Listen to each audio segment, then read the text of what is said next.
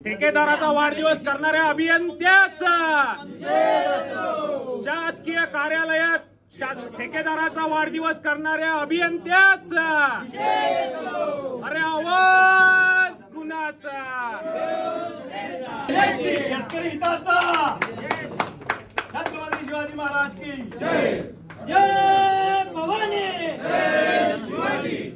अरे आम्ही एवढे लोक असल्यावर साहेब तुमच्यामुळे शेतकरी थरथर कापून आम्ही सांगा झाले केक कापताना काय परिस्थिती आहे? अरे विश्वास निर्माण झाला पाहिजे साहेब। घ्या बुवा, तुम्हाला तर चांगले सुखीचे दिवस आणतील साहेब।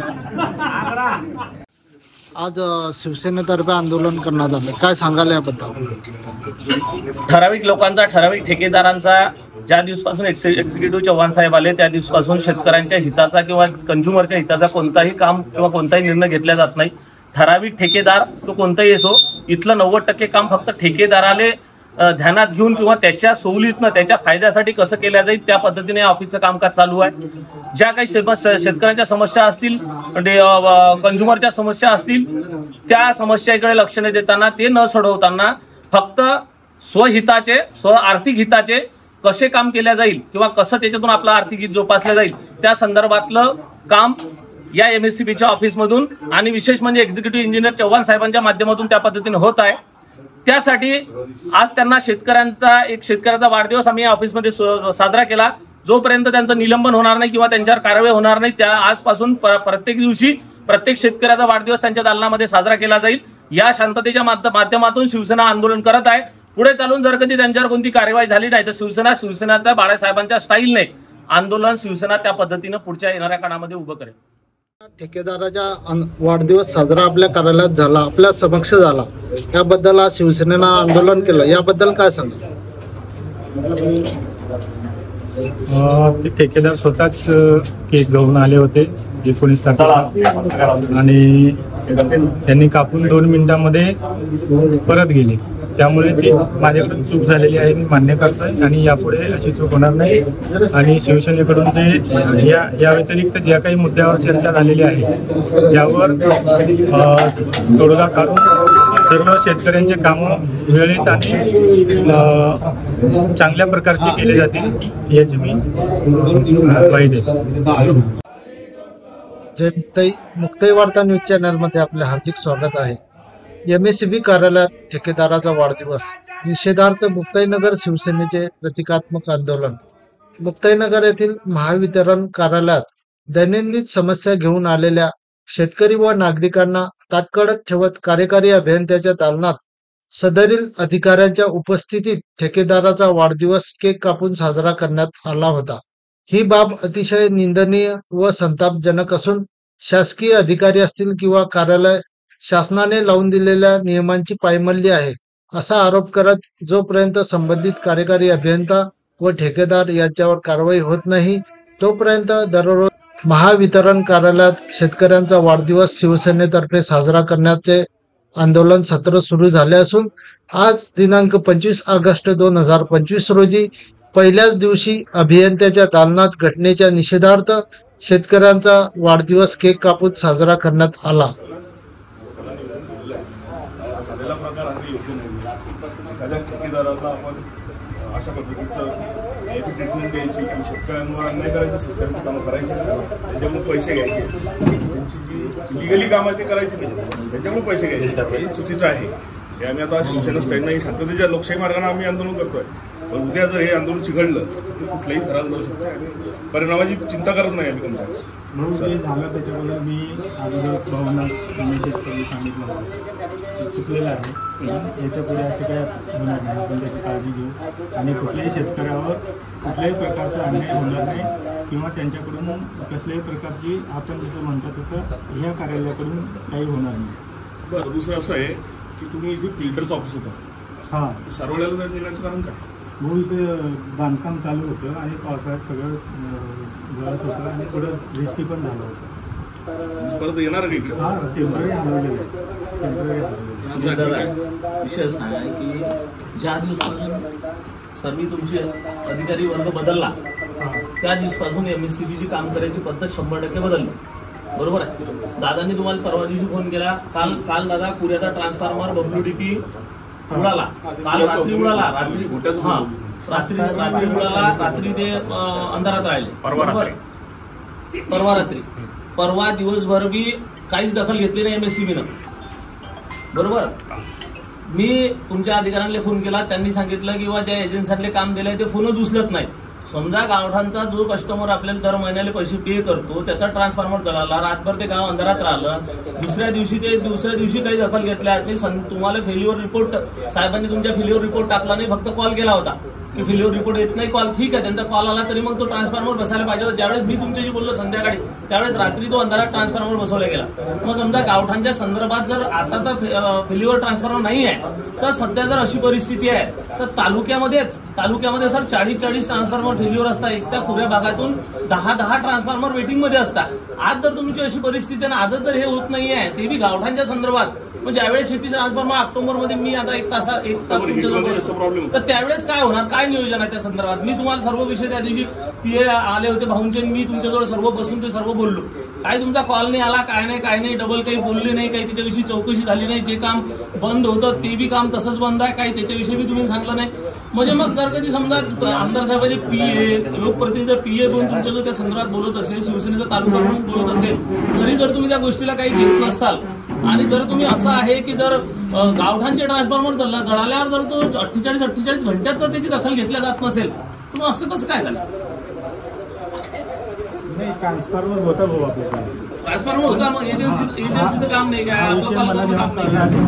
एजन्सीच्या मर्जीनुसार काम. आम्हाला कॉल करायची आवश्यकताच नाहीये ना. आम्ही कुठे आवश्यकता आहे आमची, जिथे क्रिटिकल विषय असेल, जिथे काही अडचणी असेल तिथे आमची आवश्यकता.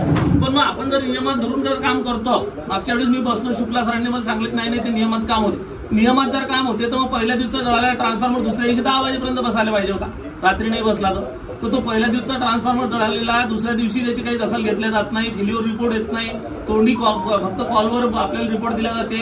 त्याच्या बादली तो संध्याकाळी आमच्याकडे ज्या दिवशी आमच्या कार्यकर्त्यानं ग्रामपंचायत सदस्य राहुल खिरोडकरनं माझ्याकडे ते विषय सांगला की माझ्या वार्डातला अशी परिस्थिती आहे, 48 तासापासून लाईन नाही आहे. मी तिथल्या लाईन मधले कॉन्फरन्सवर घेऊन आपल्याशी बोललो, कुठेतरी त्याचा रात्री मार्ग लागला. मग ते सर या पद्धतीने जर काम होत असतील, आणि विशेष म्हणजे यंत्रणा तीच आहे, सर्व तेच आहे, फक्त काम करणारे अधिकारी बदलले, एवढाच फरक पडला. पावसाळ्याचे दिवस आहे, तुम्हाला मी मागे येऊन सगळ्या बोललो, मी पूर्ण गाव घेऊन आलो, तुमच्याकडे मिटिंग झाली की हाताला चांगले वेगळं करा. तुम्ही 8 दिवसाची चांगले दिली, त्याच्यानंतर काहीच केलं नाही.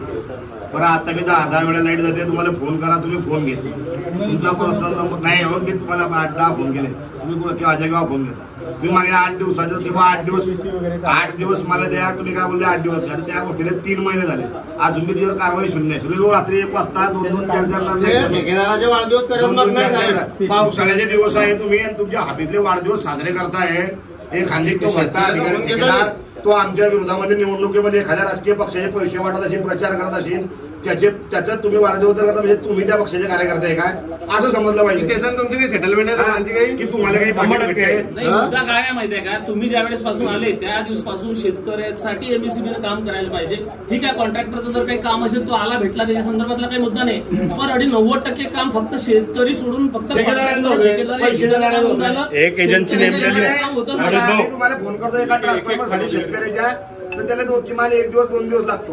एखादे गरीब शेतकरी बिचारे त्याच्या खालच्या लेवलला तुमचे 50 पैसे जमा करताय आणि त्याचा ट्रान्सफॉर्मर तात्काळ बसवतो. आम्हाला माहित नाही का, आम्ही पण दररोज पाहतोय. स्वामी साहेब होते तिकडच्या ऑफिसला, फोनवर शेतकऱ्याला बोलवून आम्ही लाईव्ह पकडलं होतं. एक तुमचा ठेकेदार होता, ज्याला टेंडरचं काम, ज्याला टेंडरनुसार काम मिळालं आहे त्याचं बिल निघणार आहे, त्याने शेतकऱ्याकडून पुन्हा पैसे घेण्याचं कारण काय. असे तुमचे जर ठेकेदार असतील त्यांचा लायसन्स पहिल्यांदा रद्द होईल आणि त्यांच्या मार्जिने काम चालणार नाही. तुम्ही त्याचा केक काढताय, त्याची राजकीय पार्श्वभूमी पाहिली पाहिजे, त्याची बाकीची पार्श्वभूमी चेक केली पाहिजे. तुम्ही सरळ त्यांना झटपट श्रीमंत व्हायचं आहे काय, शेतकऱ्याचं काय मग. शेतकऱ्याकडून कुठल्याही प्रकारचे मागणी केली जाणार नाही, मी भावना अगोदर पण सांगितलंय. आणि जो मागणी करेल त्या ठेकेदाराचं लायसन्स कॅन्सल, हे लक्षात घ्या.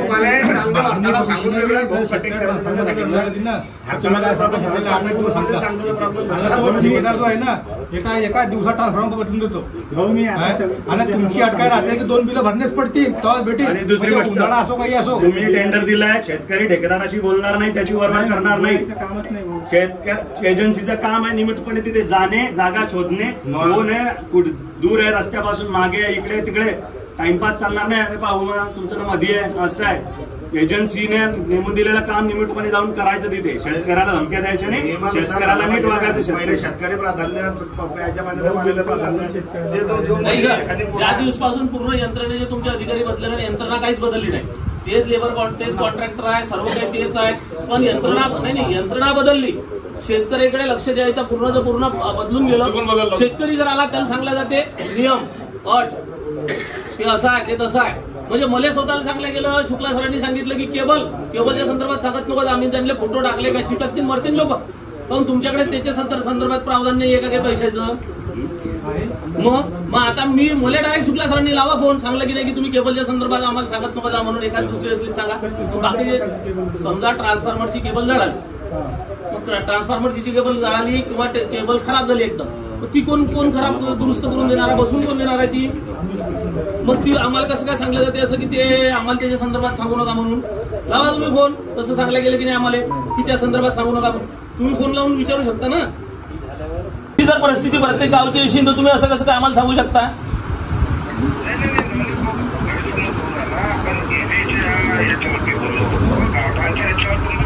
एजीचं असो की शेतकऱ्याचं असो, ऐका, गावठाणचं असो की शेतीचं असो, मग लेखी द्या तुम्ही आम्हाला. सरांना म्हणा तुम्ही आम्हाला लेखी द्या की शेती पंपा शेतीच्या जर ट्रान्सफॉर्मरचे केबल जळालेले असतील तर आम्ही देऊ शकत नाही. शेतीच्या देऊ शकत नाही का आपण शेतकऱ्याच्या? मग ते कसं काय सांगताय की ते लाईव्ह सांगताय ना की बुवा देऊ नाही शकत शेतकऱ्यासाठी? तुमच्या समोर आहे. त्यांना कर्तव्य आणि जबाबदारीची माहिती द्या, पूर्ण एमएससीबीच्या नॉर्म्सची माहिती द्या. त्यांना पूर्ण माहिती नाही. एजीच्या ट्रान्सफॉर्मरची केबल जळाली तर देणार नाही का आपण?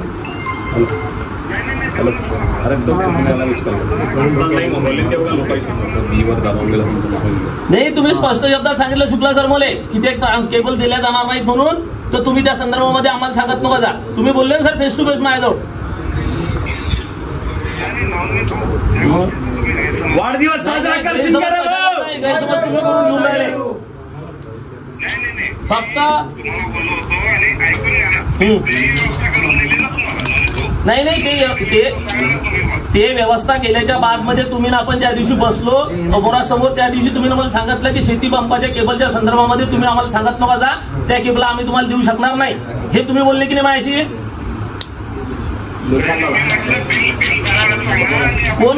कोणता GR आहे तुमच्याकडे बिल भराया संदर्भातला? सर तुमच्याकडे GR आहे काय की शेतकऱ्यांनी बिल भरा मग केबल टाकल्या जातील असं सरांचं म्हणणं आहे? 7.5 HP वरचं 7.5 HP वरचे तर 25 बी कनेक्शन असतील आणि 4 कनेक्शन जरी 7.5च्या अंदरचे असतील तरी त्या 7.5 HP 4 कनेक्शन साठी तुम्हाला ते द्यावंच लागतील. आणि शेतकऱ्याचे 7.5च्या वरचे कनेक्शनच नाही आहेत. आणि कोणतेही जर कधी तुम्हाला काही बी करणं असल्याच्या आतमध्ये तुम्ही डायरेक्ट आम्हाला GR दाखवता, नाही तर आम्ही GR दाखवतो की 90 दिवसाच्या वर तुम्ही कोणाला ऍव्हरेज बिल देऊ शकत नाही. 91 दिवशी तुम्हाला डायरेक्ट 50 रुपये रोजानं त्या कस्टमरला पैसे MSC बिल देणं पडतात. इथपासून तुमचे सर्व नियम अटी सर्व आमचे जो GR सहित आहेत.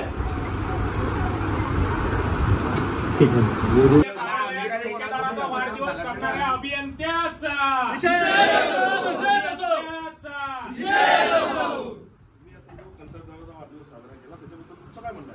योग्य होतं की अयोग्य होतं? ते अयोग्य होतं, स्वतः केक घेऊन आले होते. त्यांच्या घरी जायचं ना मग वाढदिवसासाठी.